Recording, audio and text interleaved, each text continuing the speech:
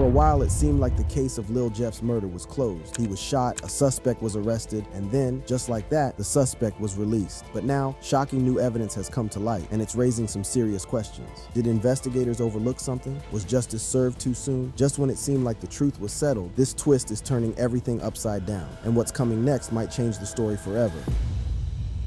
New revelations about Lil Jeff's killer. The streets of Chicago never sleep, and when a high-profile name like Lil Jeff meets his end, the internet goes into a frenzy. While the details surrounding his death are well documented, what has people talking the most is who actually pulled the trigger. The name that kept popping up everywhere was Trap City Rob, also known as I-Trap Rob. But was he really the one responsible? Let's break it down in detail. One of the biggest reasons people suspected Trap City Rob was because of his connection to the location where Lil Jeff was gunned down. That house on South Rhodes Avenue wasn't just any random spot, it had a history, and so did Rob. Rob had reportedly been arrested multiple times at that very house, which led many to believe he was deeply tied to the events that unfolded there. In fact, locals knew that the house had long been a frequent spot for illegal activities, making it the perfect setting for a tragic event like this. Beyond the arrests, many questioned why Rob, despite having been caught at the residence multiple times, always seemed to avoid serious charges. Some believed that he had inside connections, or that authorities simply weren't focused on bringing him down. Others suggested that his presence there was more than just coincidence. It was part of an ongoing feud that had finally reached its breaking point. In a YouTube interview with X-Man Rico, Rob confirmed what many were already whispering about. The house from which the shots were fired belonged to his grandmother. That is my grandma's house, though. Yeah. This revelation changed the entire perspective of the story. If the house belonged to his grandmother, that meant Rob had a strong personal connection to the location. Was he simply defending his family's home from an attack, or was there more to the story? Some theorized that the house had become a strategic location for Trap City operations, meaning that any attempted hit there would result in an all-out war. However, despite confirming his connection to the house, Rob made one thing crystal clear. He was not the shooter. He insisted that just because he had ties to the property didn't mean he was involved in what happened to Lil Jeff. Yet, for many, this statement did little to quell the speculation. During that same interview, Rob directly addressed the rumors that had taken over Reddit and Twitter. He laughed about how people had already solved the case and pinned it on him just because he had been arrested there before. Rob denied pulling the trigger, claiming that while he knew the speculation was getting out of hand, he found it wild how people were dissecting his every move online. I never chased that drill rap.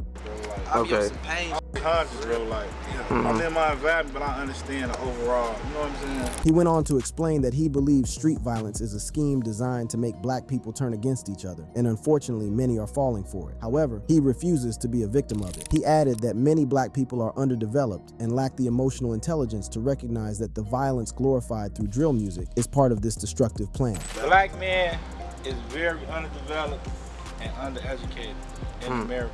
Who? Not me? No, listen, bro. When it comes to emotional intelligence, reasoning, and people getting shot over shoes and that's not being emotionally intelligent. Rob even admitted to reading the posts about himself on Reddit, which only fueled more conversations. Some believed his denial, but for many, the timing was too convenient. If you're already tied to the house and people on the internet think you're the killer, why not just own up to it? Others, however, argued that if he was truly the shooter, he wouldn't be out here giving interviews and engaging with the speculation. He'd be laying low. Then came the moment that turned suspicions into full-blown accusations. Just days after Lil Jeff was killed, a photo surfaced of Rob wearing a t-shirt that many believed mocked Jeff's death. The shirt had an inscription that boldly read, "Outrank, stand on business." Then came the question, why outrank? Why just a few days after the death of a major rival leader? The internet went wild. To many, this was the smoking gun. If Rob wasn't responsible, why would he wear something that looked like a celebration of Jeff's demise? Was it a coincidence, or was he really throwing salt in the wound? This image alone was enough for people to double down on their theories. The timing was just too perfect, or too damning, depending on how you saw it. Others, however, pointed out that in the world of drill music and Chicago gang culture, taunting the dead is sadly a common practice. Whether or not Rob was involved, the image only intensified the flames. As people began to connect the dots, it didn't take long for Reddit and Twitter to completely spiral out of control. Within 48 hours of Jeff's murder, Trap City Rob's name was everywhere. Users had already pieced together their own version of the crime, claiming Rob had defended his house and taken Jeff out in the process. Once the rumors started rolling, there was no stopping them. It wasn't long before news articles and social media pages picked up on the chatter. and soon, Rob's name was attached to Jeff's death across the internet. Some even speculated that the reason he wasn't immediately arrested was because authorities knew the shooting could be considered self-defense. As expected, once the internet locked in on the idea that Rob was Jeff's killer, the memes started flying. Reddit users gave him the title of Defensive Player of the Year, joking that he earned the honor by allegedly protecting his porch from intruders. But that wasn't the only nickname he got. His supporters started calling him Big Unk and formed what they dubbed Porch Defender Nation. To them, Rob wasn't just another street dude. He was someone who stood his ground and handled business when it came to his home territory. The more the internet ran with it, the bigger the legend grew. Even though Rob never admitted to anything, the perception of him as the porch protector had already taken root. While some saw it as glorification of violence, others saw it as another example of how street culture operates in Chicago. But if you thought the speculation would slow down, you'd be wrong. As soon as Rob became the main suspect in the internet's eyes, people started digging through his music catalog. His 2020 song, What a Feeling, suddenly started racking up views, gaining over 10,000 new plays overnight. Moving up from 24K to 34K views, people were looking for clues, trying to find lyrics that might hint at him being involved in Jeff's murder. The song had nothing to do with the situation, but that didn't matter. The internet had already made up its mind that Rob was the one who pulled the trigger. The speculation surrounding Rob reached a boiling point when authorities finally stepped in and took him into custody for questioning regarding Lil Jeff's murder. His arrest was met with mixed reactions. Some saw it as justice being served, while others believed it was just an attempt to quiet down the public outcry. Law enforcement reportedly detained Rob based on online claims and witness testimonies, but as the investigation progressed, gaps in the case began to emerge. Without solid forensic evidence linking him directly to the shooting, and with no clear motive beyond speculation, Rob was ultimately released without charges. The news of his release sent social media into another frenzy, with some calling it proof of his innocence, while others remained convinced that he had simply beaten the system due to lack of concrete evidence. Just when people thought the story couldn't get any crazier, Rob dropped another bombshell. He was serious about getting into politics. Yes, you heard that right. In an interview, Rob revealed that he had always wanted to be involved in politics, and that his ultimate goal was to transition from the streets to leadership. They need to let me be the mayor of the city. That's It is what it is right now. I'm gonna be the mayor in like the next 5 to 10 years. So you always want to be in politics, or that's just some new? I don't want to be in politics. For real? Yeah. Oh, that's raw as hell. Just run the world, man. For some, this was shocking. How does a guy who's being accused of one of the most talked about murders in Chicago, drill history, suddenly pivot to politics? Others, however, saw it as a strategic move. Maybe he wanted to clean up his image, or maybe, just maybe, he really was tired of the cycle of violence and wanted to change things from within. Regardless of his political ambitions, Rob and his Trap City associates didn't hold back when it came to taunting Lil Jeff's crew. Shortly after Jeff's death, Trap City members started dropping diss tracks aimed at Bloodhound members. These weren't just subtle jabs, these were full-blown taunts, throwing dirt on Jeff's name and celebrating the loss of a rival. Social media posts followed, with many Trap City affiliates openly mocking Jeff's fate. The disrespect was real, and it only added more fuel to an already explosive situation. They call Cuba 50 slide right here, man. That's what they call him slide now, man. We slide, he's right there. Whether Rob was guilty or not, one thing was clear. The streets had already made up their mind about his role in Jeff's death. But before the accusations, before the diss tracks and the social media taunts, there was the moment that set everything in motion. Bloodhound Lil Jeff gunned down in broad daylight. The death of Bloodhound Lil Jeff, Chicago was in an uproar when the news broke that Lil Jeff was gone. A name that once carried weight in the streets was now just another statistic. But this wasn't just another gang shooting, it was something much bigger. His death sent shock through the city, lighting up social media, fueling conversations on the streets, and leaving people questioning how someone so feared could be taken out so brutally. His final moments played out like something straight out of a movie. June 8, 2024 was just another day in the trenches for Jeff. He moved how he always did, recklessly, boldly, like he was untouchable. But on that fateful day, he made a decision that would seal his fate. Jeff, along with Q50 and another shooter, was prowling through enemy territory in a black SUV. They were looking for blood. Their target, a rival known as Man Man. They spotted him out in the open, completely unaware of the storm about to hit him. The plan was supposed to be simple: jump out, fire, drop the target, and vanish before anyone could react. If you slow down the footage, you can see a man in bright yellow shorts running for his life. That was Man Man. The moment he saw them, he bolted. Jeff, with his gun already raised, wasted no time. He fired, but Man Man was quick. He weaved through the street, dodging bullets, desperately trying to escape. Jeff wasn't about to let him get away. He chased after him, the hunger in his eyes reflecting the reputation he had built over the years. Then came the fatal mistake. He followed Man into a house, alone.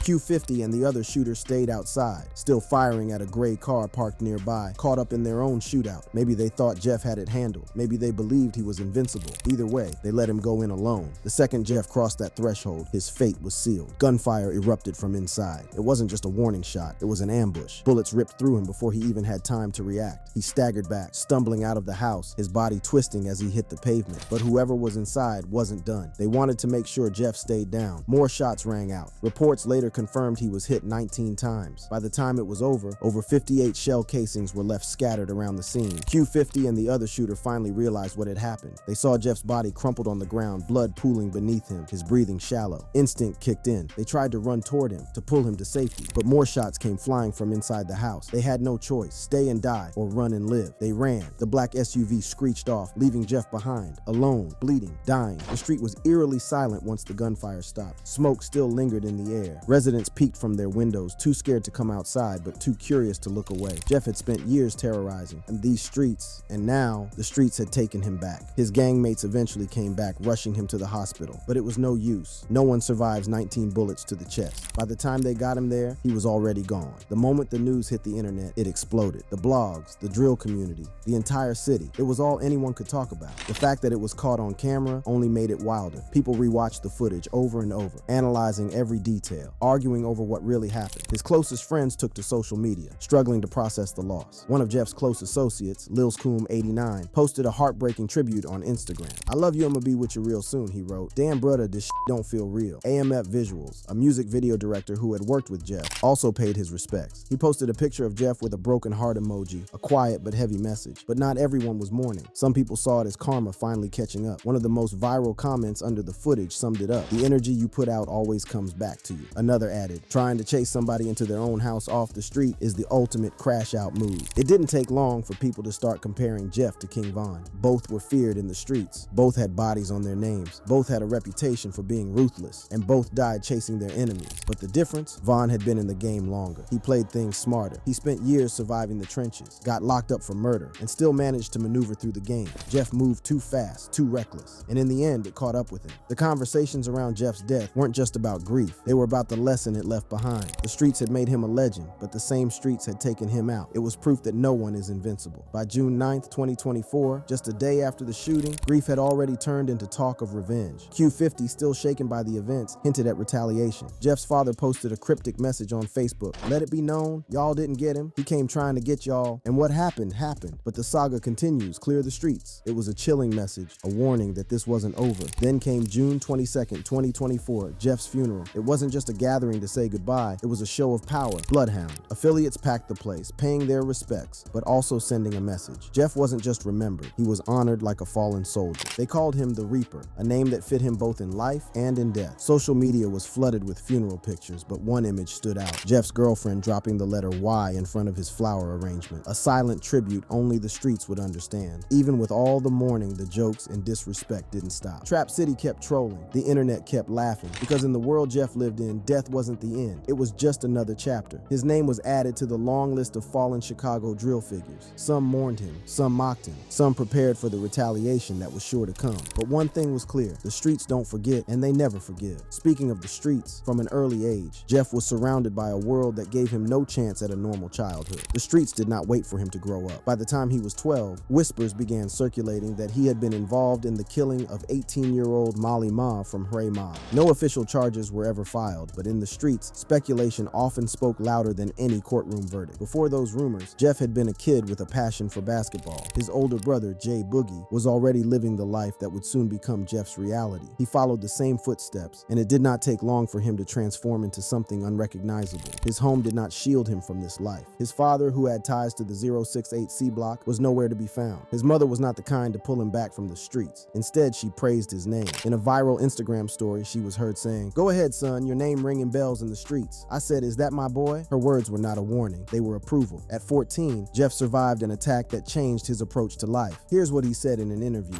My crib got shot up when I was like 14. I was some stupid ass. The bullet that flew like right past my face. They had shot the back and the front, then they blew the car and set that on fire. It was busting, I ain't gonna lie, it was going on. That moment changed him. He was no longer willing to sit and wait. He moved differently. He carried himself with the knowledge that any day could be his last. March 16th, 2023 became the day that shaped the rest of Jeff's life. His cousin, Z Money, was sitting in his car on 79th and Kimball when gunfire erupted. The shooter fired 29 times. There was no escape. This was not just another street killing. It was an act of war. Z Money was not just blood. He was Jeff's closest friend, someone he trusted without hesitation. Losing him set Jeff on a path with no return. Within months, the streets were buzzing, but more was going to happen. In June 2023, Trap City member Leal was sitting in a rideshare in Little Italy when gunfire lit up the car. The location alone made it shocking. This was not an area known for this kind of violence. The next day, Jeff and his crew made their statement. A remix to Coffin surfaced, packed with disses that made it clear what had happened. He was not the kind to handle things quietly. He wanted the world to know. Then came Stretched, a song where he made reference to catching an enemy in a fishbowl. The meaning was obvious. Leal had been shot in a car with untinted windows. Jeff's presence on social media only added to the fear surrounding him. He spoke about killings casually. During one Instagram live, he laughed about catching a shark in a fish tank, a thinly veiled reference to Leal's death. The reactions were mixed. Fans saw him as a figure who lived everything he rapped about. Enemies viewed him as a reckless force who did not care about consequences. A Reddit user posted, "This was really all a game to him. For Jeff, maybe it was." Jeff's influence stretched beyond the borders of his city. Bloodhounds were rumored to be operating outside Chicago, taking hits across state lines. In Run But Can't Hide, Jeff rapped, "How the Bloodhounds got blood for hire." Well, this was pretty straightforward. He confirmed the rumors. However, there was never proof of these claims, but the fear they created made Jeff's name even more dangerous. Lil Pooh from Flipside became one of the most infamous names attached to Jeff's list of alleged victims. In April 2023, Pooh was shot and killed. Instead of silence, Jeff made sure his involvement was known. Under a tribute post for Lil Pooh, he commented he was dissing Z Money. The message was clear. To him, there was no question. Talk about the dead and you would join them. What separated Jeff from others in his world was his enjoyment of violence. It was not about survival. It was something he embraced. He laughed about it, spoke about it, and made sure everyone knew there was no hesitation in his actions. By June 2024, Jeff had become a legend in the Chicago drill scene. Rumors suggested he had at least 11 confirmed murders to his name, maybe more. True or not, his reputation alone made him a figure that could not be ignored. But no one outruns the streets forever. Lil Jeff had enemies everywhere, especially from the rival gang Trap City. His death wasn't just another killing. It was the latest strike in a war that had been raging for years, a cycle of violence that never truly stopped. Trap City versus Bloodhound. Trap City and Bloodhound were once inseparable. They moved as one, watching each other's backs and building a name that echoed through the streets. Under the Bloodhound 0679 umbrella, they stood strong alongside Drill City, 400 East MTV 079, and Chris World. Their unity wasn't just about survival, it was about dominance. Together they controlled territory, made music, and showed strength in numbers. Rappers like RBTC, Lil Cap, Veer, and Mooka held it down for the movement, dropping tracks like On Fire to represent their alliance. Even outside figures recognized the power of their bond. King Von's sister, Kayla B, and the late Enchanting were often seen hanging around Trap City, proving this was deeper than gang ties. It was family. But even the strongest families have cracks. And in 2023, those cracks turned into an all-out war. March 16th, 2023 was the night everything changed. Z Money, also known as Z Nelson, was a respected Bloodhound member and Lil Jeff's cousin. He was more than family. He was Jeff's closest ally. With Jeff's older brother Boogie locked up, Z Money was the one who had his back through everything. That night, Z Money was sitting in his car on 79th and Kimball, waiting while his homie ran into a dry cleaner. The streets were quiet, but that silence didn't last long. A car pulled up next to him, and within seconds, the night erupted in gunfire. 29 bullets tore through the car, leaving Z Money with no chance to escape. His homie tried to fire back, but it was already too late. Bloodhound had lost one of their own, and the streets were talking. At first, it seemed like another gang hit, but soon whispers spread that something was off. People started saying this wasn't just a random attack, it was a setup, and the ones being blamed, Trap City. No one knew for sure if the rumors were true, but the damage had already been done. The trust was broken. Lil Jeff and Q50 weren't about to let Z Money's death go unanswered. They tattooed his name on their eyelids and inked Z's on their trigger fingers. This wasn't just mourning, it was a warning. If there was any chance of fixing things, that hope was destroyed when another incident sent tensions over the edge. By July 2024, Trap City members finally spoke about why their bond with Bloodhound had fallen apart. In an interview with X-Man Rico on YouTube, they made their feelings clear. According to street reports, Drill City members, who were tight with with Bloodhound, had taken a chain from a Trap City affiliate. The chain wasn't just any chain. It had 67 stalking engraved on it, a mark of respect and status. In the streets, having your chain snatched is worse than losing a fight. It means someone took your pride. It means you got caught slipping. For Trap City, this was the ultimate betrayal. They felt disrespected, humiliated, and angry. The Bloodhound Alliance was dead. Trap City was on its own, and they weren't planning to let the insult go unanswered. On June 17th, 2023, the first major retaliation happened. A Trap City member named Leal, real name Jalil Goins, was sitting in an Uber in Little Italy when a car pulled up beside him. Before he could react, bullets flew. The Uber driver made it out, but Leal didn't. The streets pointed fingers at Lil Jeff, and he didn't do much to deny it. Instead of laying low, he used the situation as fuel for his music. His lyrics and social media posts made it clear this wasn't just revenge, this was war. 2 months later, another hit followed. On August 31st, 2023, in broad daylight, a Trap City member named Glendale was standing at a Clark gas station in Woodlawn. A car rolled up and gunfire erupted. Glendale was left critically wounded, barely holding on. The message was loud and clear. Bloodhound wasn't letting up. Each shooting added more pressure. Each attack deepened the war. Then, in January 2024, the violence reached its peak. Two Nitty Block brothers, Monterio Monty Williams and Robert Lil Rob Boston, were killed in a coordinated attack outside Innovations High School in downtown Chicago. This was different from the other killing. It wasn't a quick drive-by or a random shooting. This was planned. Monty and Lil Rob were allegedly responsible for robbing Lil Jeff's jewelry. If that was true, Bloodhound wasn't going to let them walk away from it. The attack happened in broad daylight. Two cars pulled up, multiple gunmen jumped out, and they started shooting. Monty and Lil Rob didn't stand a chance. Within seconds, they were both on the ground, lifeless. Chicago Police Deputy Chief John later addressed the attack. A group of individuals exited said vehicles, fired multiple times, striking two of the teenage students of Innovations High School. The city was shaken. This wasn't a gang shootout in a hidden alley. This was an execution outside a school. The war had officially spiraled out of control. After Monty and Lil Rob were killed, one question started spreading everywhere. How did Lil Jeff not get arrested? I mean, everyone already knows he did it, so why wasn't he arrested? Some people believe law enforcement was waiting. Instead of rushing in, they were letting Jeff dig his own grave. One comment summed it up. Even if he didn't die, he would have been arrested within weeks. This dude wasn't a real killer. He couldn't help but tell on himself. Others thought he had become too reckless. Too many enemies, too much talking, and a false sense of invincibility. The war between Trap City and Bloodhound started with loyalty, but it had turned into something much darker. The bodies kept stacking, and the city knew it wasn't over. Retaliation was coming. Another move was already in motion. Another chapter was being written. In Chicago, when blood starts spilling, it doesn't stop until there's no one left to pull the trigger. Thank you for watching. If you enjoyed watching this video, click on one of the boxes playing on your screen to watch more similar content.